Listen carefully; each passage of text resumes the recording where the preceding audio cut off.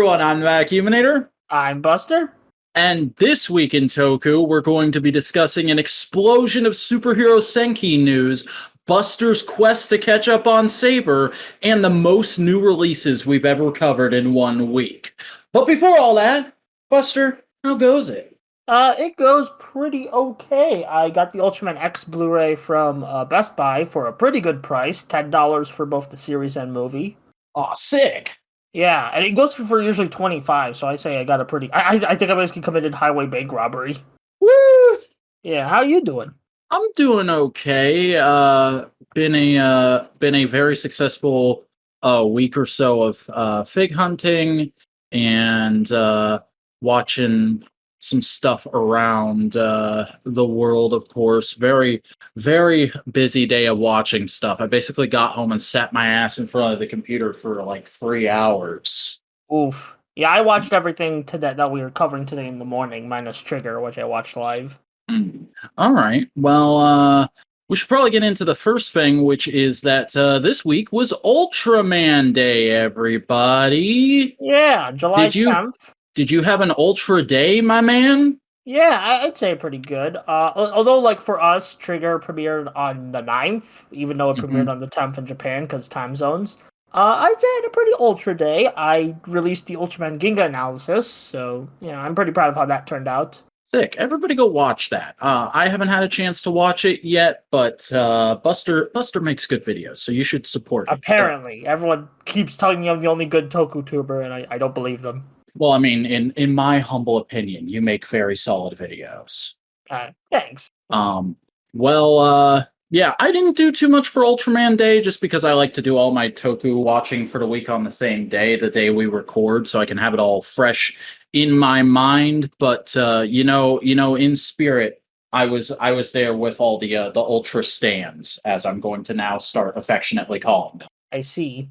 How are you feeling about this name as one of the many Ultra stands? It's I don't know. I don't like the phrase "stan" or like "stan behavior." So I'm just a bit like, fine, whatever. Oh, okay, well that's fair. That's entirely fair. Let's hop into some news and get the boring thing out of the way first, because ThreeZero has announced a new 1/6 scale in their Mighty Morphin Power Rangers line. These are the same people that announced the White Rain or the Green Ranger a while back.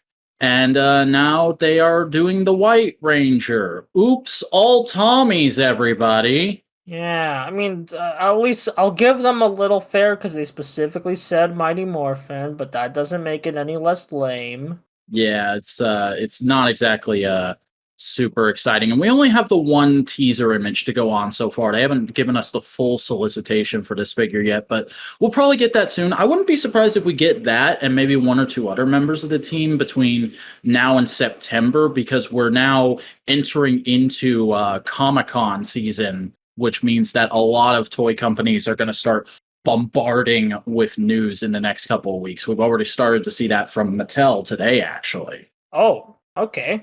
So yeah, hopefully, I don't know, like Hasbro PulseCon. I know that's like, this isn't specifically a Hasbro fan, kind of, but like Hasbro PulseCon, we'll get some announcements there. So. All right. Well, that's pretty much all there is to say about that. It looks like a show accurate White Ranger, and it's coming in Q2 of 22. Yeah, but I really don't need this because there's already the Lightning Collection one. So yeah. And the Lightning Collection one is actually super plentiful because it was in that first wave, and I think it's actually been re-released a couple times now. Yeah, I at least got refurbished. I'm like not refurbished, but refurbished. I mean, just more stuff, more figures have been pumped out. There isn't like a limited stock of them. Yeah. All right, well, let's move on to some news regarding Super Hero Senki, the movie which is premiering at the end of this month. They're really starting to gear up the press for it, beginning with an announcement of the actors who will be voicing the 2 special villains for the movie. Isao Sasaki and Atsushi Yanaka is how I'm going to pronounce those. Atsushi and... Atsushi. Yeah. Okay. But they are going to be pronouncing, or they're going to be voicing what is it? Saber World and Sentai. What's Magid. Sentai Magid? Okay. Yeah, basically, like the Magid from Saber, they're gonna make a Zenkaiger based one of that, and the world monsters from Zenkaiger, they're making a Saber one of that. Which makes sense for a crossover movie. It's like a fun idea. Yeah. And I believe these are also like people who have sung Sentai inserts and writer themes in the past too. Yeah, Rider World is voiced by someone who is in the Tokyo Ska Paradise Orchestra, who are providing this movie's theme song as well as doing like songs for Saber. Mm. And Isao Sasaki, he did specifically for Zenkaiger, he did Zenkaigatai Juran Gaon, the insert. Oh yeah, that's a good song. I like that. Yeah, and I think he's also done some Go Ranger stuff, but yeah, he did do Go Ranger. Okay. Yeah, so those will hopefully be some solid performances. And it's always good to see them dipping into the alumni bucket. But on July 13th, which is going to be the day this podcast comes out, Super Hero Senki will be getting a special promotion episode of a popular Japanese variety show, and I'm only going to make one attempt at this. Hayashi Osamo no Ima Desho Koza. You nailed it. That's Basically there's going to be a special episode of what is basically a Japanese morning talk show that's going to have a bunch of old Sentai and writer actors, and some of who are going to be in the movie, some of who aren't, all coming on for brief interviews. And I'm assuming they're going to play some Sentai and writer themed games and give out some goodies to the audience and whatnot. And probably maybe even give out some like trailer news about the movie and stuff. Yeah, we might get another trailer out of this, which I'd be down for. Yeah, maybe even another big reveal. I mean, the only person in this who's been announced to be on this special, or actually I take that back, there's two people who have been announced to be on this special that aren't announced for the movie. Poppy's actress and Kamen Rider number Freeze V Freeze actor will be on this. Blade and X8 have not been announced for this movie either, because the actors. I thought they were. They were not. But they really hit me with those X8, because X8 was my first rider, and Blade is one of my personal favorites. so they really aim for me. You think you might stay up late to try and catch a stream of this? Nah, I'll probably just wait for when Twitter just freaks out over, oh my god, this they did the funny or something. Excellent. It's also notable that Shirakura will be on that, as well as the director of the movie, and he's also the director of most episodes of Zenkaiger. Will be on. Yeah, and apparently Kaito's actor is going to be there as well. Yeah, lots of good old boys will be in this special. Yeah. So if you like seeing the actors do crazy, wacky things on daytime Japanese TV, try and find a stream of this, or find a recording of the stream of this, or find some clips. Yeah. But we have some toy news for Super Hero Senki, which is that there is going to be a Super Hero Senki Wonder Ride book that's basically going to be I think this is a repurposing of the Final Form Wonder Ride book. Okay, let me explain. So, the Wonder Ride books are Saber's gimmick, meaning this is the first time outside of the Ghost special we've been talking about any sort of Saber toys. Yeah. This is basically a repurpose of, basically there's multiple big books in Saber. They started with Drakon Knight, which debuted in first quarter. I think this is a Drakon Knight repaint. Actually, no, the suit definitely is a Drakon Knight repaint with Zenkaiger colors and motifs. The suit is definitely that. I think, and I also think the book is probably a repaint of that toy. But instead of just Drakon Knight, there's all the riders and Red Senshi. Yeah, this thing folds out a lot, which kind of impressed me. Yeah, the Saber's toy line is pretty decent. I mean, I kind of feel like there's a bit too many swords. I feel like they don't focus enough on this belt. It's also a weird choice.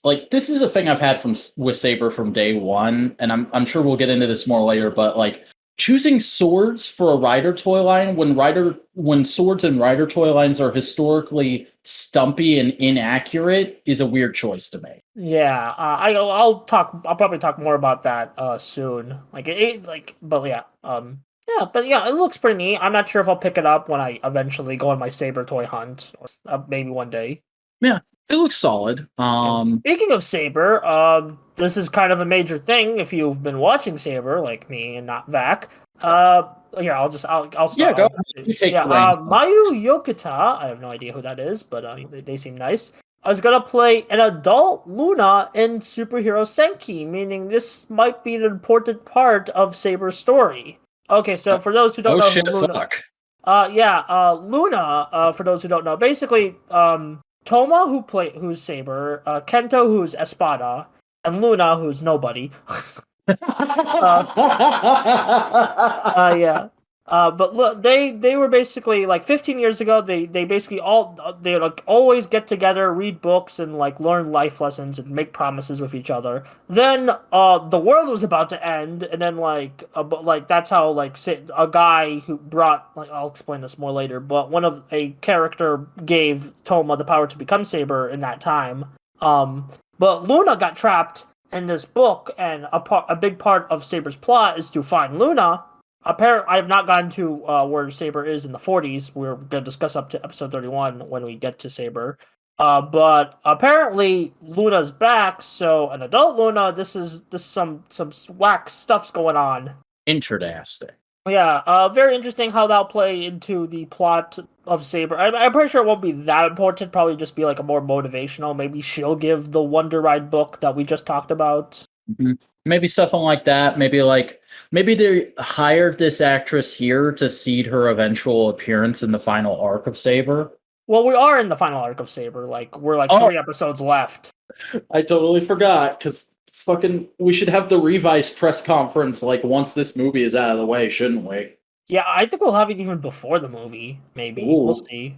Be interesting. Yeah, because anyway, then we got one more Ultraman thing to talk about. Yeah, which I honestly wasn't going to put this in, but literally up until 2 days ago when we got the explosion of Super Hero Senki news. Oh my god, we totally skipped over to Fing. What thing? We skipped over to Fing. Grandpa's coming. He's gonna be pissed. Hiroshi Fukujita is going to return in Super Hero Senki. Hongo's coming home, everybody. Yeah, I mean, we kind of already figured given that they rebuilt his classic suit, but still, hype. It's so hyped to get the confirmation, and that new photo of him they shared for the press release. Dude is looking resplendent as always. Yeah, and I kind of like how they're just. I think it's kind of like emblematic for how writers changed since the 45th anniversary. Like we went from this because we in the 45th anniversary movie where he got the buff suit and teamed up with Ghost. He would they got the buff suit, and I'm pretty sure that movie's okay. I mean, I like Ghost, and I think they did it. From what I've seen, it doesn't look awful or insulting.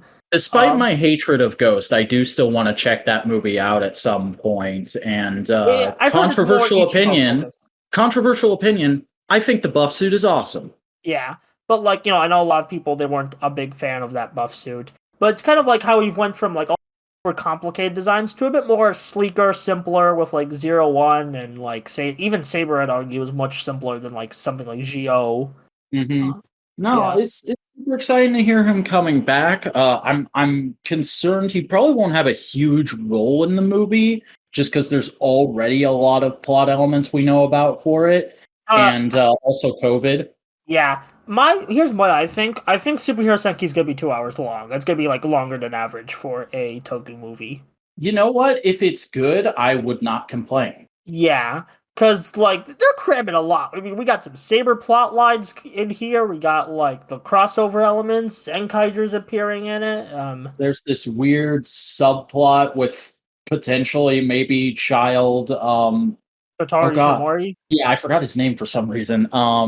And a bunch of random actors coming back in Warring States outfits. What? Yeah, it's gonna be nuts. No, I would not be surprised if he only shows up for a few scenes towards the end, or maybe sprinkled throughout. But they're gonna be great scenes, though. Yeah, it's always nice to have more footage of Grandpa. We just watched a thing this week that has more footage of a Grandpa. Oh yeah, we'll get to that soon. Mm-hmm. But before we wrap up the news. A new Ultraman vinyl toy line has been announced from what is this company called Seismic again? Toys. Yes, and they're starting off with a very neat semi-translucent pearlescent vinyl of Jirahs, which is going to be pretty freaking big and pretty freaking expensive. It's 9 inches tall, and it's going to run you $130 plus shipping. The funny thing about Jirahs, and I see why they did this one first, this is just one of the old Godzilla suits, but they just put an extra like collar on it. Yeah, I have seen that episode of Ultraman, and that's a funny, that whole episode. Yeah. But yeah, if you are an Ultraman diehard or you just really like Jirahs, here's some new merch for you. Buster, why don't you take us away into the new releases? Sure. Keikai Sentai Zenkaiger, episode 19. Surprising full power. It's super full power. What did you think about this one, Vac? I thought this episode was okay. However, it took a long time for me to really get into it.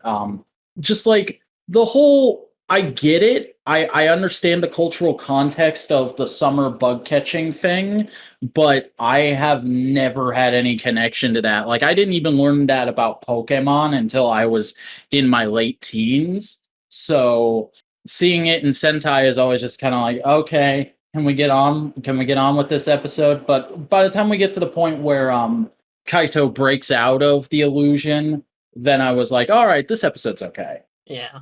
I think I liked it more than you, to be honest, because I always love seeing those cultural context in like Sentai and just any show I watch from like not America. I think what kind of my big problem is it didn't really feel like a power-up episode. I know why the power-up's there because like Stacy activated something, which by the way, when he did that pose, like the suit actor for Zenkaiger actually advised him on doing the pose, so that was cute. That was also pretty adorable because remember Stacy's actor was up for Zenkaiger at the start. Yeah. I kind of like I just felt like it could have been a bit more climactic for a power up episode. I'll probably say the same thing next week when we get to Super Tukaiser.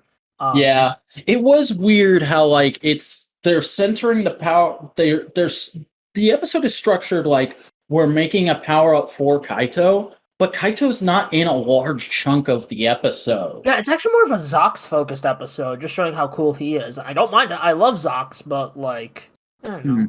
It's, like, he does get a cool moment when he breaks out of the illusion. The way he does it is, like, a cool moment that, like, is usually only given to Reds or characters in the main character position that Reds usually gets. Yeah. But, it does feel kind of random, and even he's acting like it's kind of random when he's given the power up. Yeah. Yeah, I kind of just felt like, oh, it's mid-quarter time. It's time to sell like the mid-quarter power up. Also, it had one of my biggest pet peeves with Tokusatsu, which is a character getting a transformation device and instantly knowing the phrases to say with it. Like, I much prefer somebody fumbling their way through their first transformation and then next episode being like, oh, I came up with all this cool shit to say. Yeah, I can kind of see. I don't mind that. That's just, it's part of the rule of cool. Just don't question it. That's how it works. So, at least to me. Yeah. I did also, like, even though I'm not super into the bug catching thing, I did like the design of the monster this week just because freaking you make anything look like a Kabuto beetle and it looks cool. Yeah, just well, it's actually pretty like topical because we just like someone just posted some Kabuto like prototypes on Twitter. So, ooh, I'll have to go look at those later. Yeah, I'll look it to you soon. Sick. But yeah, pretty decent episode. About the new form. Oh yeah, we didn't talk about the new form. It's okay in motion. I don't hate it as much as I never hated it. I just wasn't into it. Now I'm like, okay, I can vibe, but it's still not super. It's not super cool, you know? Yeah, it could. I think my big problem with it is, I mean, they did some really cool action choreography with it. I think my big problem is just we already have a Zyuranger thing. Why couldn't we use like maybe like get like some? I know like Zox is going to use the Q-Rex next, not Q-Rex. What's it called in Time Ranger? VREX. VREX. He's using VREX power up next week. So, which honestly, I think I But, prefer.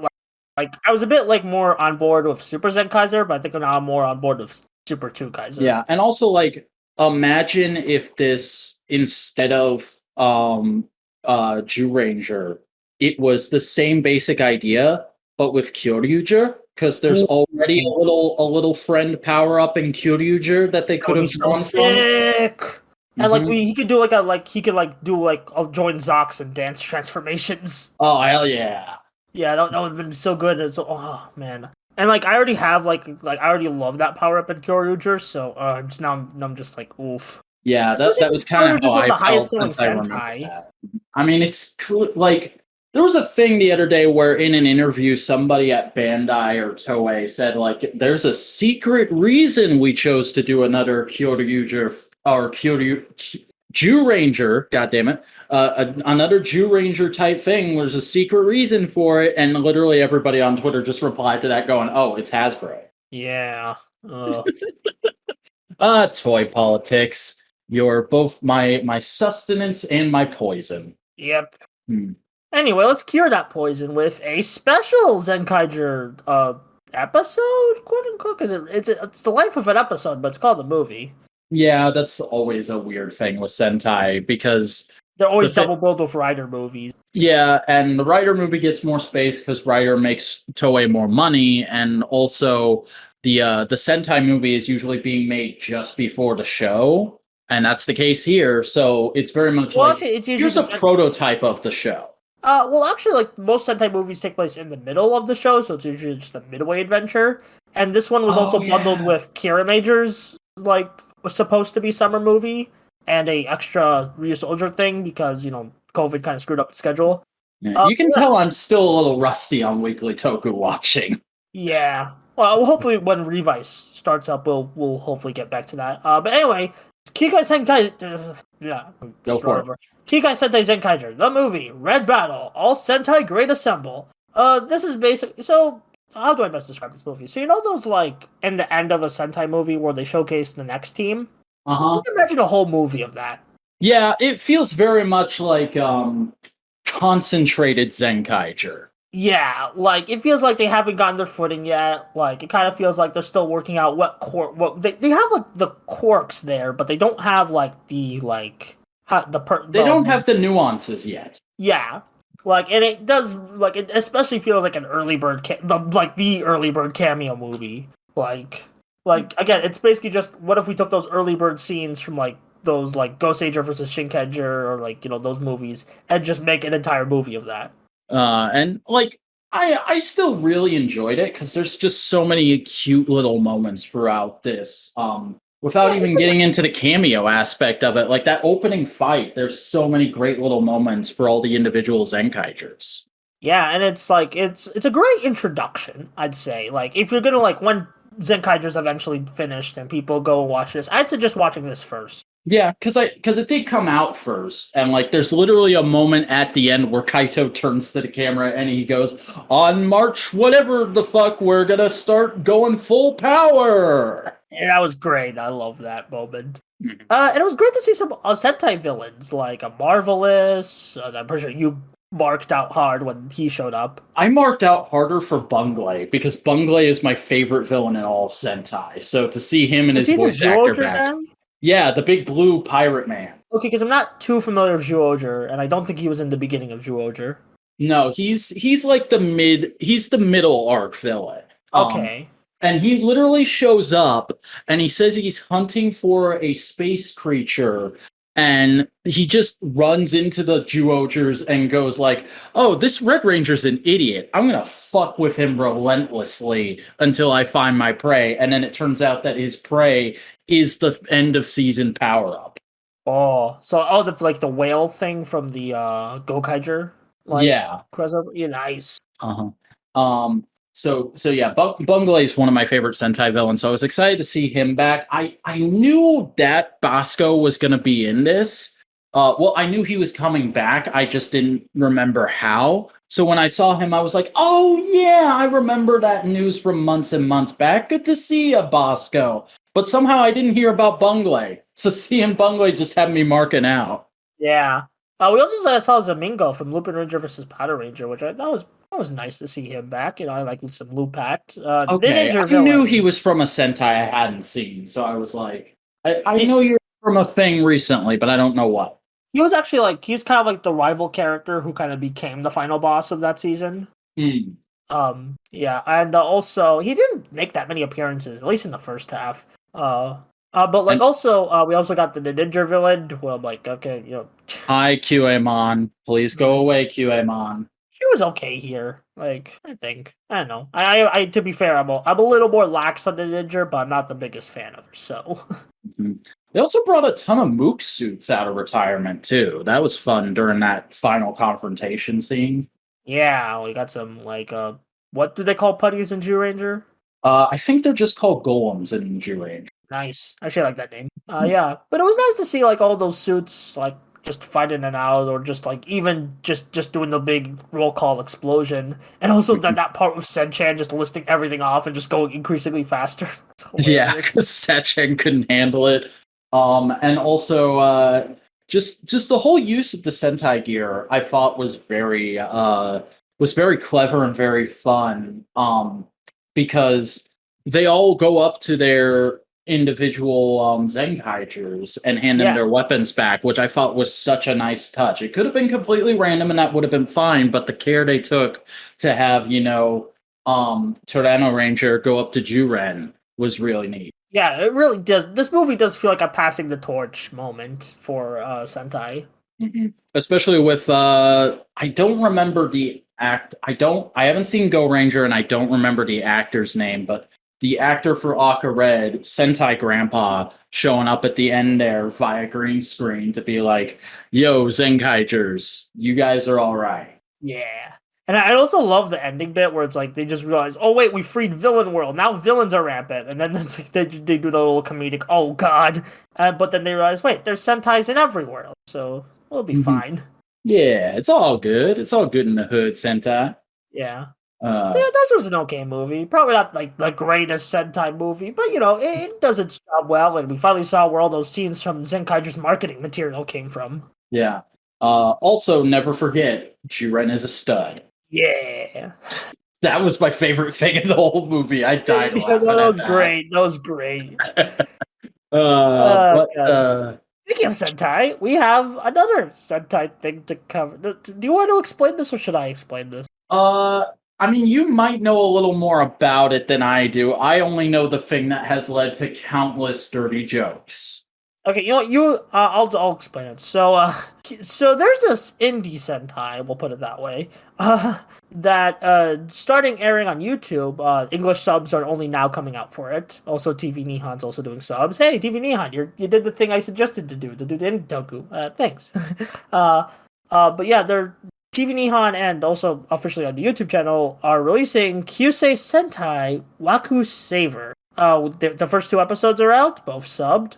Birth of the Planetary Savers, Oath to the Future, and Go Hero Who Protects the Blue Piece. Okay, let's just rip the band-aid off. This is made by a adult video company in Japan. Yeah, and just judging by some of the quality of the acting and the effects, it really feels like a bunch of people who regularly work for this adult video company were just like, can we please do something else for a week, please? Yeah, I will say the effects are for an indie Toku. I really like the effects work. That's my favorite thing about this. The effects work about as good as you can expect effects in a fan film to be, I think. Yeah, but they're very visually pleasing, I'd say. There's one very bad green screen crop when they're doing the roll call that I noticed. Yeah, well, I think it was supposed to be. I don't know. To be fair, I don't think this company is really familiar with green screens. So yeah. Now as for the story, so. I'm gonna be blunt. It's fucking bland.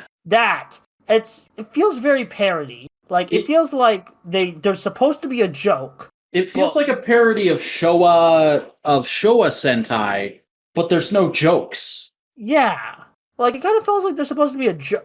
like you put bliss. There's it feels like there's supposed to be a punchline, but there's no punchline. It just and also the pacing is weird. Like this entire series is apparently just one big fight, and then we're flashing back to like how they got their powers. Yeah, the whole thing is told non-linearly. Yeah, which isn't a bad thing, but it's just weird pacing, especially if you want to make this like they want to like this is their first attempt at something non-adult. So it is very weird for Sentai and Toku in general, and like I said it the way I said it to be funny, but this does feel very bland.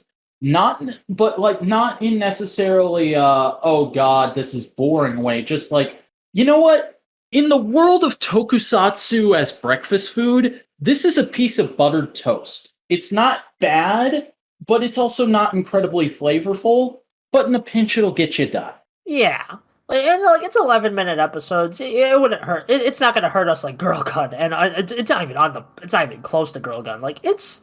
Oh no! I give it like a 6 out of 10. By the time we quit Girl Gun, I was like active. I felt like that show was actively trying to piss me off. I feel like this show is just trying to get through all of its episodes without having any major screw ups. Yeah, it's a very safe show. Yeah. Which, you know, as a first outing is not necessarily a bad thing to be. And like, hey, there's another. This company is also making another Toku show, like inspired by Metal Heroes. So that'll be interesting to see. Yeah, we'll probably watch that. Now, on the ad splashes, they're advertising episode 6 coming to DVD soon. Is this going to be like a? Do we know how long this is going on for yet? There's going to be 5 episodes on YouTube and then a 6th episode on DVD, though I'm not sure if we should cover that as 6th episode, because apparently I've heard conflicting reports that 6th episode is legit, like an adult video. Okay. So, I'm like, maybe you can watch it. I'm not, if it is, I'm not watching it. I mean, fuck it. Yeah, everybody watches porn every once in a while, so if I have to for this podcast, sure, fine. Dang. I'll do it for the content. Yeah, and then just relay to me, just don't not explicit detail. I'll literally just say how the story wraps up. Like, I'm gonna be honest, there's nobody in the show I find super attractive, so I'll probably skip through the sex scenes if that's the case. It's gonna be like a 5-minute epilogue. Yeah. It's like 30 minutes of them having sex and then 5 minutes of epilogue. Yeah. Although to be fair, though, like one of the villains kind of looks a bit like Maddie. You know what? I'll agree. If you're talking about the one I think you're talking about, one in the one in the leotard. Yeah. Anyway, we should probably move on. That's the most discussion of that nature we've ever had. Oh, and let's get ready for more. Oh my god. Oh god. Anyway, Ultraman Trigger, New Generation Tiga, Episode 1, Connection of Light.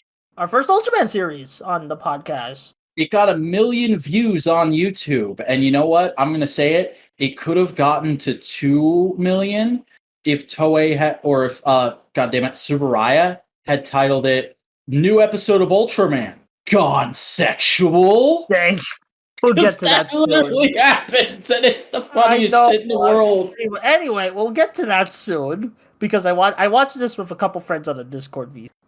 Sick. Yeah, like maybe I'll probably do it weekly on my private. It's private. You don't ask for a link. Anyway, yeah. So no, here's kind of the problem with this show. Not mainly for us covering it, not like a problem with the show specifically. Oh, none of us have finished Ultraman Tiga. And this has a lot of Tiga. What? I haven't even started Tiga. Thank you very much. Dang it! So yeah, none of us have even Vac's not even touched it. I of course watched it for the 4Kids video I did, but none of us have finished Tiga. So I'm relying on a lot of secondhand. Oh, this happened in Tiga and Dyna, because this is also taking some influence from Dyna, specifically with the setting being on Mars, because apparently Ultraman Dyna ended with humanity colonizing Mars, or at least that's what I'm told, something about around those lines. So this is firmly in that alternate continuity. Yeah, this is in the Tiga Dyna Gaia universe, that trilogy, I cannot say it right now, the TDG trilogy. Okay, and I guess this is now going to be a proper sequel to all that. Yeah, it is a Yeah, let's talk about some of the original elements. So we have a new protagonist. Oh God, I forgot his name. What was his name? Kengo. Kengo. Okay, thank you. Yeah. Well, we're still gonna have to use the names. Kengo's a sweet boy. I like He him. seems like a good boy. I like him. Yeah, he's like we'll get to this later, but he kind of reminds me of Toma from Saber in a way. It's surprisingly different to have a tokusatsu hero whose day job is that he's a botanist. Yeah, and he clearly wants to it makes sense for Mars because you want to like make sure it's all nice and pretty and stuff. That's the other thing about this show. Like, I know you just brought up like it's pre-established for this universe, but I found it hilarious that we're getting an Ultraman show about a colony on Mars just a couple months after the X-Men fucking terraformed Mars in Marvel Comics. Oh my god. Yeah. Dang. They just saw the promotion material for Trigger and like, we can do this. I know comics are planned out like a year in advance. Yeah. Everybody go read Hickman X-Men. It's really damn good. Yeah, they talk about the no prize cast a lot, so. Yeah. Anyway, back to Trigger. Actually, let's talk about the theme song. It's not like explicitly played, but now that we've heard it in the show during a fight, and also, it's out, the full version's out. I think we can talk about it. I love it. It's basically like, what if we did Take Me Higher, but we just made it about like I will be for the trigger, and it's just this awesome like. It feels honestly like I'm probably like I sound very hyperbolic. It feels like I'm transcending when I hear this song. It's very, very good as a hype track. I feel like I need to see it with the opening visuals at the moment, but I do like what I've heard. Yeah, it did work well in the fight it was in this episode. To bounce back for a second, how'd you feel about that insert in Zenkaiger this week? Oh, insert. There's an insert. Okay, yeah, I didn't hear it well. I tried to hear it when the episode was playing, and I was more distracted by the choreography in that episode. That's fair. I thought it was okay. Yeah, I'll probably like it more when the full version comes out on like a Zenkaiger DVD. Yeah, CD. I don't know. DVDs and CDs are interchangeable to me. However, they physicalize the media. Yeah. Anyway, we're not talking about Trigger, even though we probably should. I think the biggest thing that threw me with this is just that Mr. Mayor Man clearly like it either is from the old Tiga Dyna Gaia shows or is supposed to have been a person who was young during the time of those shows, and he knows a ton of shit. And like, I feel like there's a lot more we're going to learn about him in coming episodes, because he just kind of shoves the transformation device at Kengo and is like, go be Ultraman. It's cool. You can be Ultraman. Please. Yeah. I don't want to fucking die.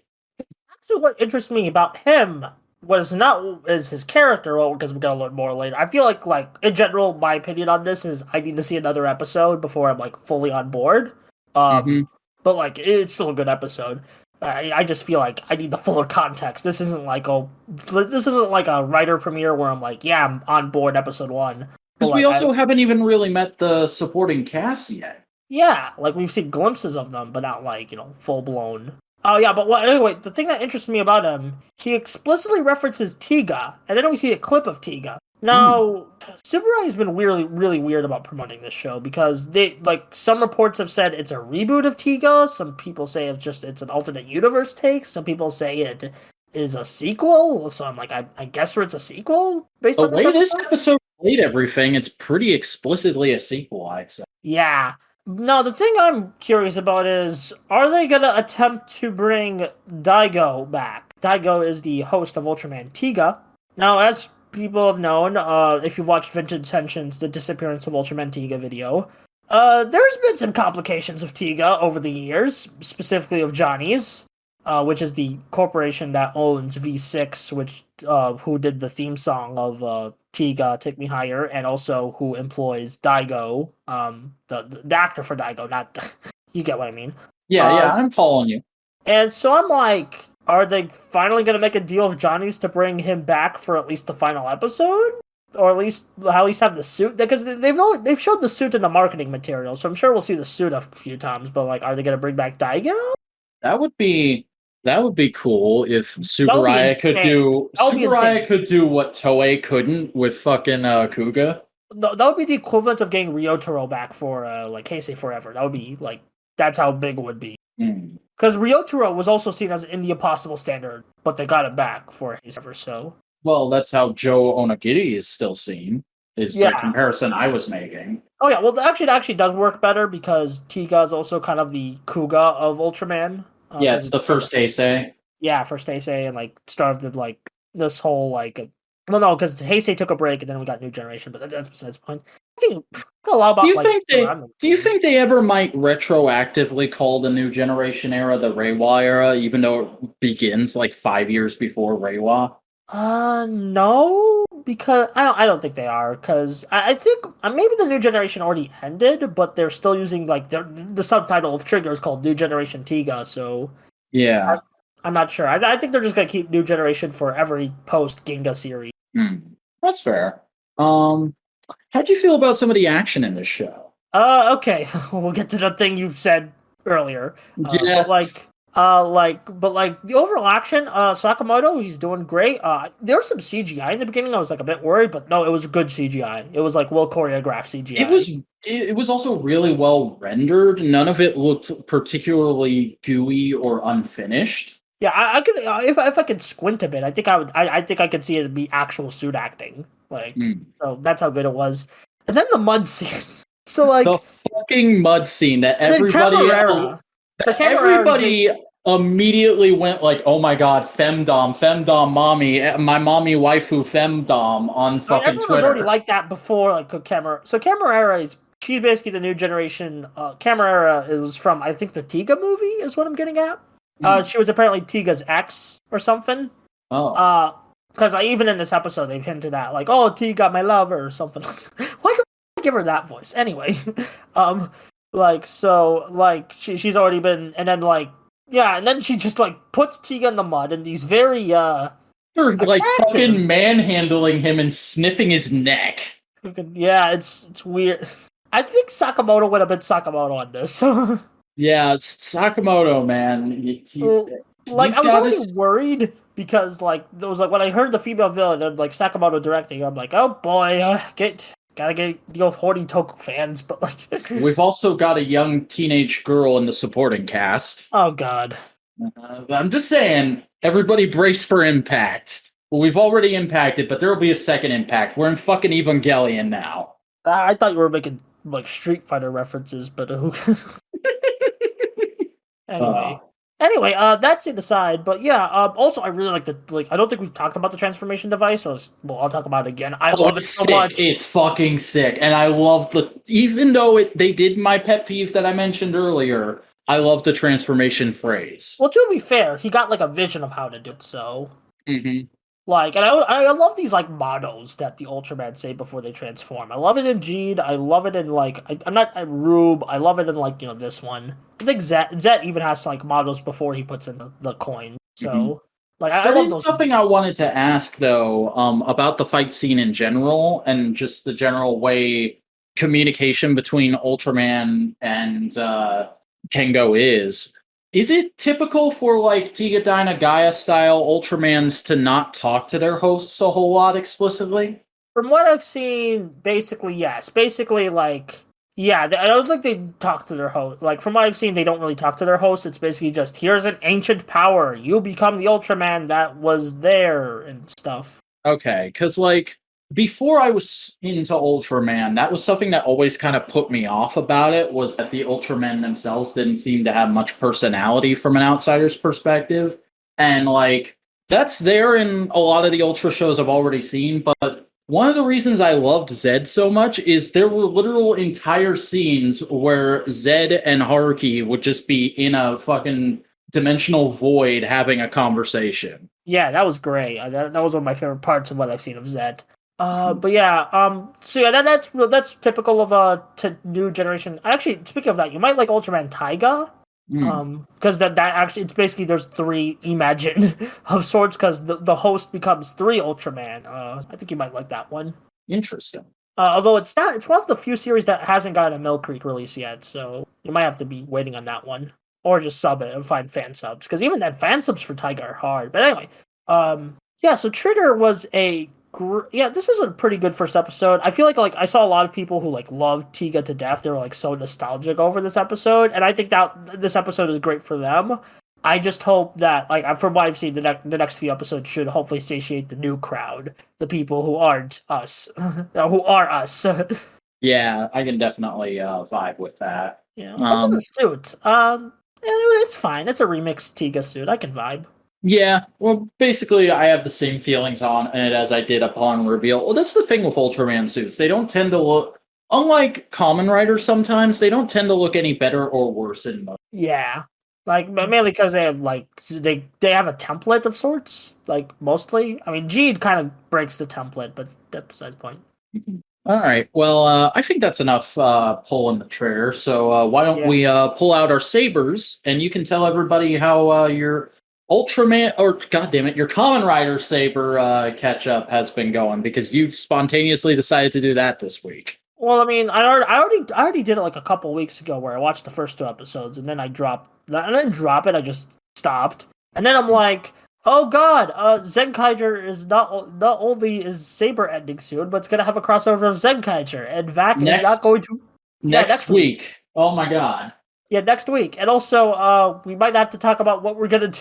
There's a hiatus for Zenkaiger and Saber. What? Yeah, soon. For like the rest of after shit.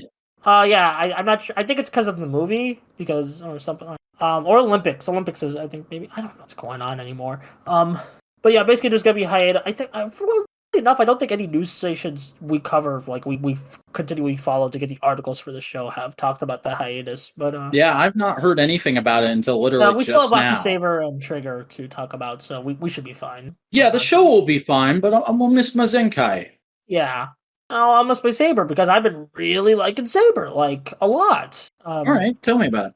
All right, so I finished. So I'm kind of in the middle of Arc 2 at the moment, as I call it, so like Arc 1 is episodes 1 through 15, which basically is like the introduction, like all the episodes that aired in like 2020, and then like episodes 16 through 38, which is like from like Psycho's debut to the debut of Saber's final form, is what I call the Sword of Logos arc, where Sword of Logos, which is like the organization that like basically with all the writers, kind of betrays everyone.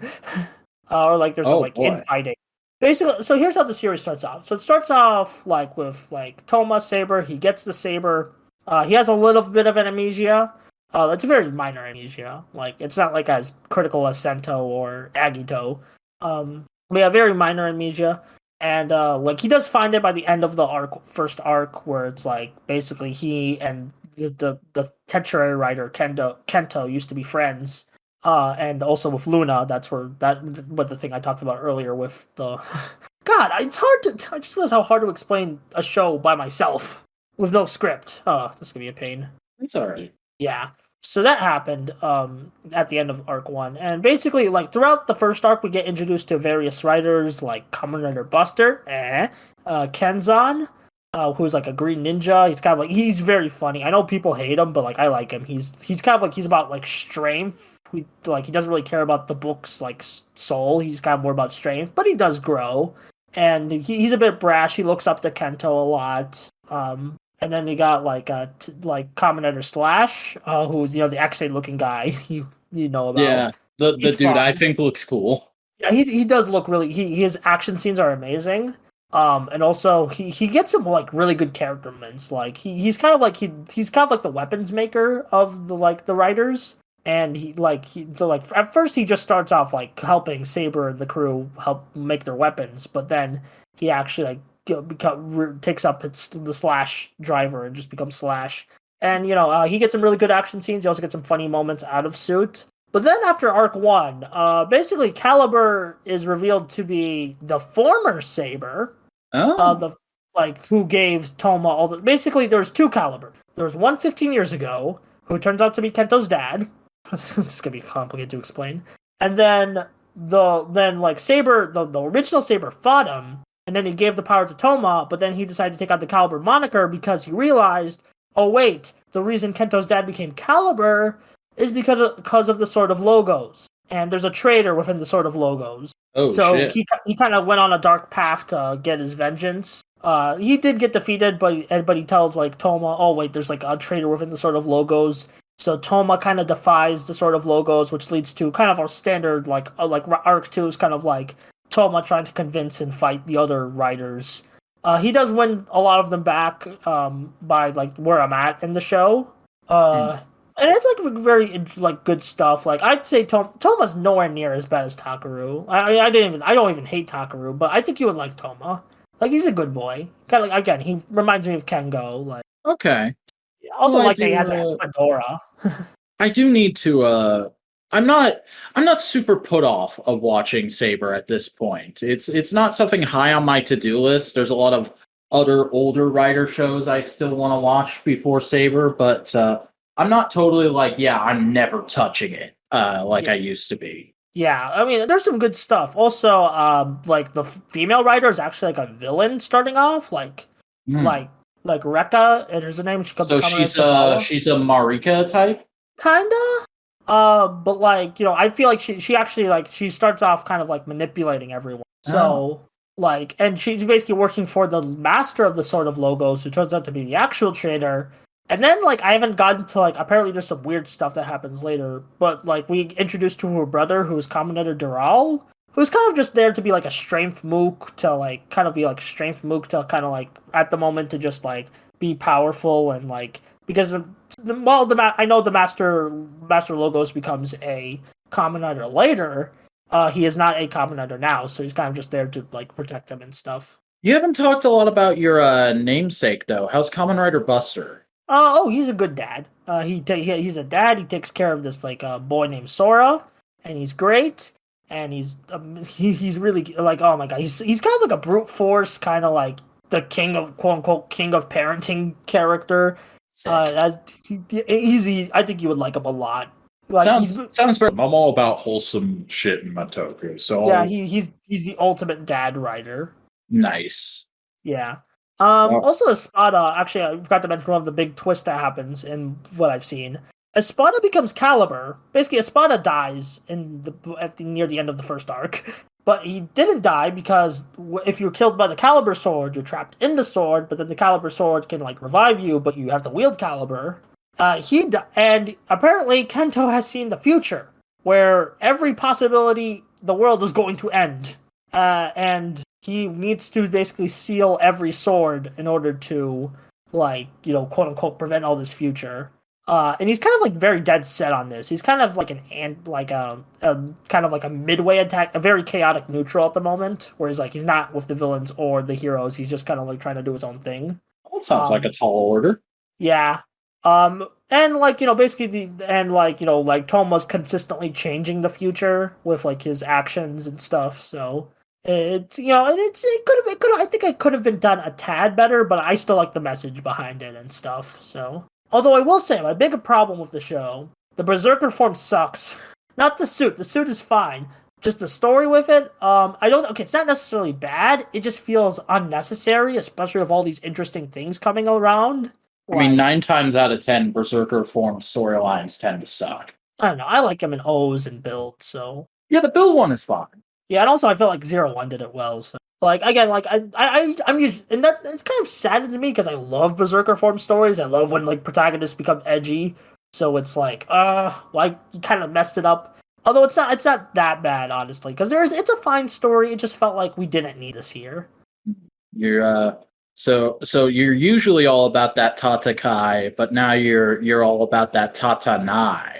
Dang, that was awful. Never do that. That was a fucking no son from Kyoryuger level joke, and I'm both proud and disgusted with myself. You should be. So yeah, yeah, I've been enjoying Saber a lot. I think I might like it more than 01, to be honest. Like which honestly, it might be. It's already in my top 10, definitely. I've slept on it. Don't worry, I'm not like saying that right off the gate. But like, I love the suits. I love the sword play.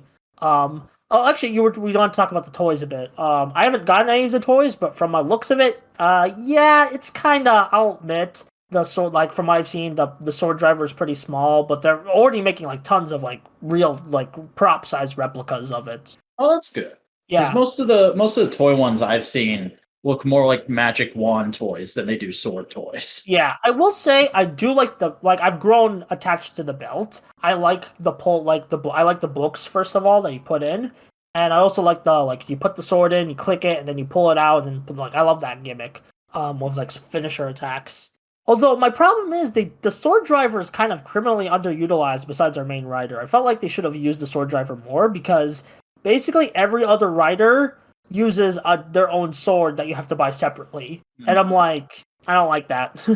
Buy them toys, kids. Get your parents to pay. I wouldn't mind it if the swords worked with the sword driver, because the final, to jump ahead a bit, the final form sword is just a sword that you put into the sword driver, and you use the base form book, and then you get your final form. And I kind of wish they did more of that with more make swords a collectible instead of just the books. I think that would have been it's fun. It would certainly make more sense for a show called Kamen Rider Saber. Yeah, I mean, again, you still can buy swords. I just felt like the sword should have had more activity with the driver. Mm-hmm. Although suit designs are still great. Draconic Knight, oh, that's such a good suit. It's where he gets all metal armor, and he's basically the Dragon Knight jokes, he's a literal Dragon Knight. I will say, you know how I complained about the CGI in the first 2 episodes?